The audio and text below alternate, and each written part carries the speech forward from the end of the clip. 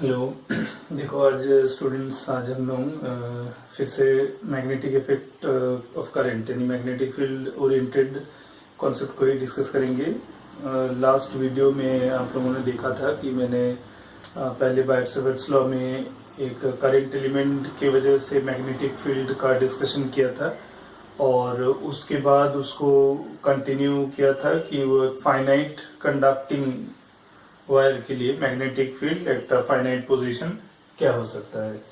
उसी को अगर कंटिन्यू करें तो infinitely long state conductor for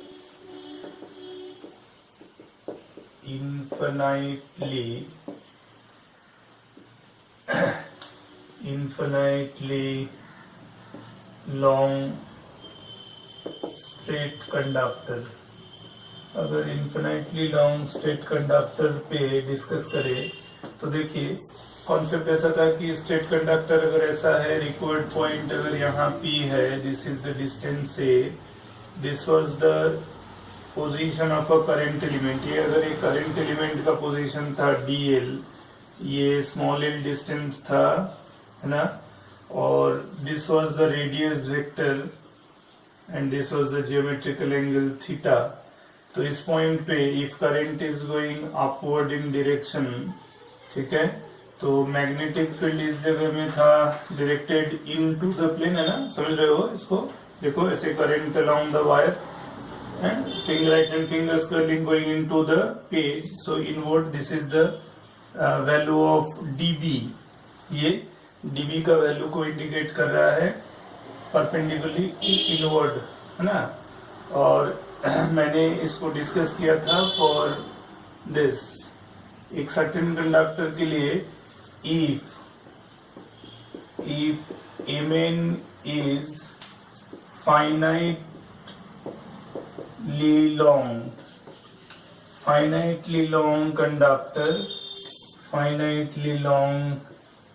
conductor, then magnetic field का जो वैल्यू P पर मिला था, जिसका न्यूमेरिकल वैल्यू था कितना, mu naught I by 4 pi into distance into sine alpha plus sign beta. This was one of the form, है ना। ये एक फॉर्म होता है जहां अल्फा बीटा क्या है, अगर M finitely long conductor finitely long है तो ends must be at finite distances, hence ये एंगल अल्फा और ये एंगल बीटा है, ठीक है। नाउ इफ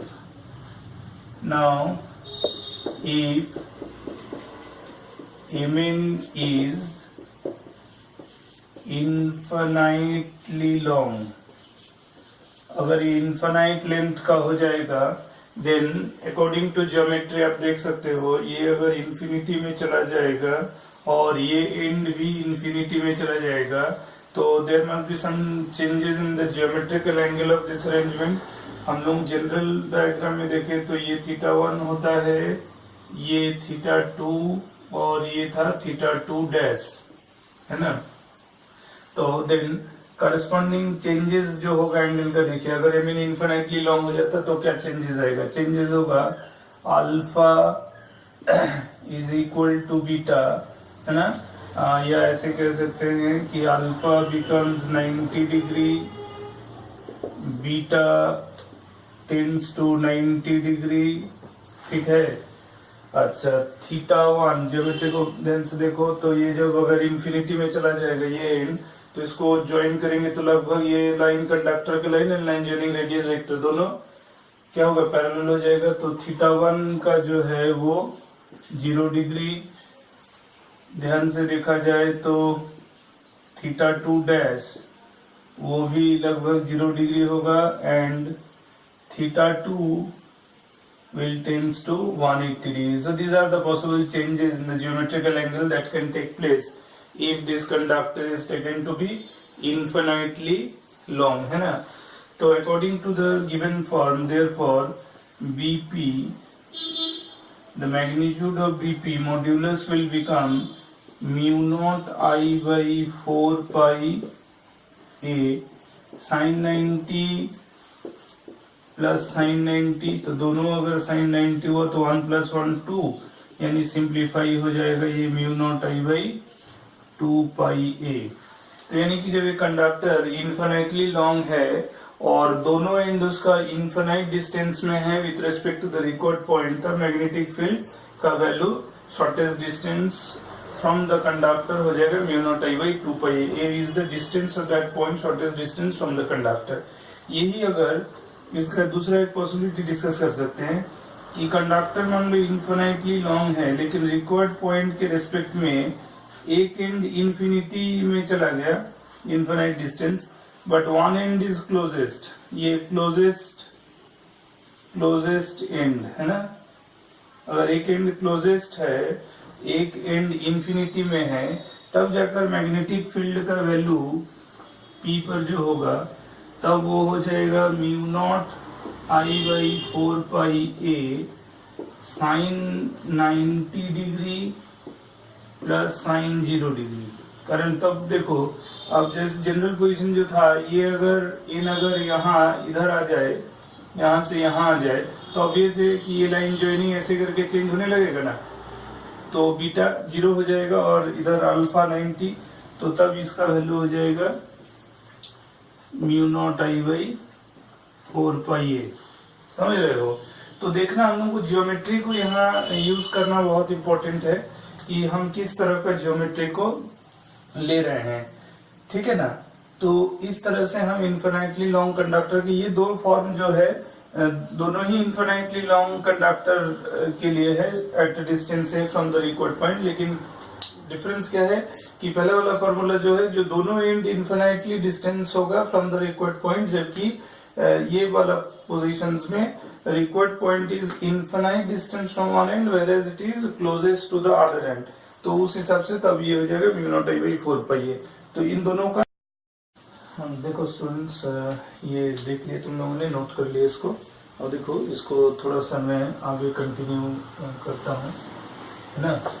ये इन्फिनाइटली लॉन्ग कंडक्टर तक तो हम लोगों ने देख लिया कि कैसे मैग्नेटिक फील्ड इसका निकलता है। अब हम लोगों को यही बाइट-सेवर्ट्स लॉ से थोड़ा दूसरा किस्म के सिचुएशंस को सॉल्व करना है। मतलब जैसे बेंडिंग वायर और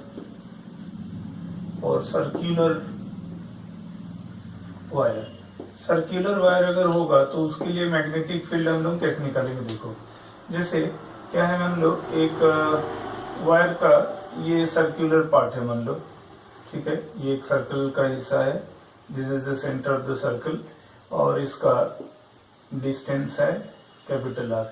इसमें मान लो करंट I क्लॉकवाइज जा रहा है, दिस इज M2N, ये हाफ सर्कल है एक, ठीक है ना। तो हाफ सर्कल में यहाँ भी वही है कि अगर हम लोगों को करंट एलिमेंट, एक छोटा सा element part of the conductor लेते हैं DL, तो उसके वजह से जो मैग्नेटिक फील्ड बनेगा at the centre of the circular wire, this distance taken to be R. So obviously, according to the right hand thumb rule, as the current direction wise, tangential direction through this element will be this way.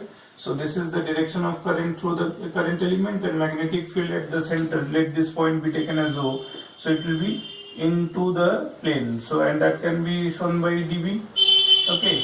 So according to Biot-Savart's law, since dB is equal to mod of dB is mu naught by 4 pi ideal sin theta by r square. This was the formula. So here the distance of the current element from the required point is r. So squaring that distance, and theta where theta is equal to क्या होता है, angle between ideal and radius vector, current element vector and radius vector. Now in this situation we can clearly see the angle theta, which is between the current element and the radius vector, is 90 degree, है ना। So in this situation theta is equal to 90 degree. So therefore we can write down the magnitude of the magnetic field strength due to a small part of the conductor as the current element, that can be simply written as mu naught by 4 pi, this is I dl by r square. सो वही bikes law जो एक small current element के लिए एक state conductor में हम लोगों ने किया था, वही फॉर्मूला यहाँ भी लगाया एक करंट एलिमेंट के लिए, और तब हमारा मैग्नेटिक फील्ड आ रहा है एट द सेंटर, कितना आ रहा है mu nought by 4 pi I DL by R square, जहाँ DL is the only element, ठीक है ना। तो देयरफॉर अब देखो करंट एलिमेंट अब इस बेंट वायर में हमने कहीं भी लेना है ना, being the clockwise order of current, current जब क्लॉकवाइज होगा तो मैग्नेटिक फील्ड स्ट्रेंथ सेंटर पे क्या होगा, इनवर्ड, सभी करंट एलिमेंट के लिए मैग्नेटिक फील्ड सेंटर पे इनवर्ड होगा, और सभी एलिमेंट के लिए वो directly proportional to length of the current element है। तो therefore we can write down net magnetic field, net magnetic field at O, वो जो कि सेंटर है ना, वो कौन सा पॉइंट है, centre, at O will be integration of dB, यानी कि ये जो फॉर्मूला है mu naught I by 4 pi R square, इसको कांस्टेंट रख के इंटीग्रेशन ऑफ डीएल अगर कर देते हैं तो ये जो भी मान लो एम एन अगर हाफ सर्कल है ना, तो ये हो जाएगा 0 टू टोटल लेंथ, ठीक है। तो mu naught I by 4 pi R square into L. अब देखो ये bent wire integration of dL L हो गया, उसका अपर लिमिट बैठाएंगे तो डायरेक्टली वो एल हो जाएगा। तो अब सवाल है कि अब इसमें कई पार्ट हम लोग इसको फर्दर डिस्कस कर सकते हैं। If the bent wire, if the bent wire is a complete circle, the bent wire is a complete circle, है ना, then magnetic field at O, ठीक है, ये L की जगह हम लोग पूरा लेंथ लिख देंगे तो वो क्या हो जाएगा 2 पाई आर, तब वो हो जाएगा mu naught I by 4 pi R square into 2 pi R, यानी कट के क्या रहेगा mu naught I by 2 R. समझ में है? वही अगर दूसरा पार्ट दूसरा दिखा सकते हैं कि if the wire is half circle, wire is a half circle, is a half circle, then magnetic field at O will be mu naught I by 4 pi r square and this will be pi r, half circle का circumference length कितना होगा pi R, तो तब ये बनेगा mu naught I by 4 R. तो इस तरह से हम लोग एक बेंट वायर के लिए, बेंट वायर यानी एक सर्कुलर कंडक्टर के लिए भी हम लोग मैग्नेटिक फील्ड उसके सेंटर पे लिख सकते हैं। यहाँ दो इम्पोर्टेंट बात को ध्यान रखना होगा कि फॉर बेंट वायर है ना, जो बात को याद रखना है कि if current is clockwise, if current is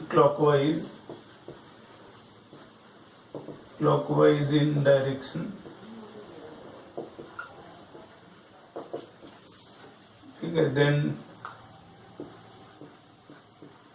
B will be ना magnetic field will be into the plane,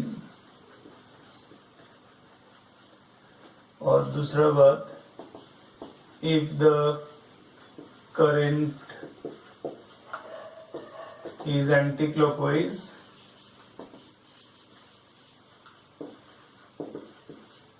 then B will be outward from the plane, ठीक है।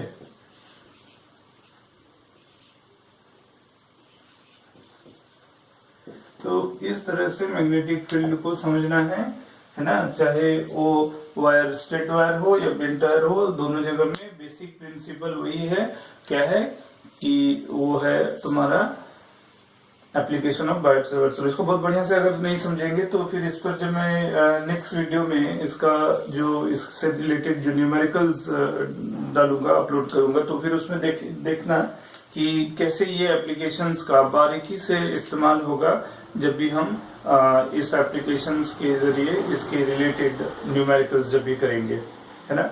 तो इसको बढ़िया से फॉलो अप करो। इस जो वीडियोस में मैंने जो ये थ्योरेटिकल डिस्कशंस किया, इस डिस्कशंस को बढ़िया से समझो, है ना। और फिर मेरे नेक्स्ट वीडियो में इस रिलेटेड जो न्यूमेरिकल्स मैं सॉल्विंग मैकेनिज्म सिखाऊंगा, बताऊंगा, जो उसको फिर फॉलो अप करो आप लोग। तो उससे आपको फिर क्या होगा कि how to apply the basic theory in doing numericals. मैं बार बार एक ही चीज पर बहुत ज्यादा फोकस करता हूँ, और वो है कि फिजिक्स में अगर आपको जेई मेन हो या जेई एडवांस हो या नीट हो, इसमें अगर आपको अच्छा करना है तो ये बहुत जरूरी है कि आप कॉन्सेप्ट को बहुत बारीकी से समझिए, हर चीज पर फोकस दीजिए, हर छोटा से छोटा बात को मैकेनिकली समझिए। ऐसा नहीं कि खाली वर्ड टू वर्ड समझने से कुछ नहीं होता है, कुछ नहीं होगा, वो आपको न्यूमेरिकल स्किल डेवलप कराएगा नहीं, और न ही आप कोई चैलेंजिंग कॉन्सेप्चुअल क्वेश्चंस को सॉल्व कर पाओगे। तो जरूरी ये है कि आप कॉन्सेप्ट पर ज्यादा ध्यान दो, है ना। और नंबर ऑफ क्वेश्चंस आप जितना ज्यादा प्रैक्टिस करोगे उतना तो आपको ग्रोथ होगा ही, लेकिन बहुत जरूरी है कि नंबर ऑफ क्वेश्चंस आप जितना प्रैक्टिस कर रहे हो वो तो करो ही, लेकिन quality questions, complete use of applications is very much important, and it is very much necessary for getting a good rank in any one of these competitive examinations. So continue with this and keep watching my video, okay, in YouTube, and you can also follow our activities, IIT Zone activities in Facebook also, or in Google Plus page also. Thank you.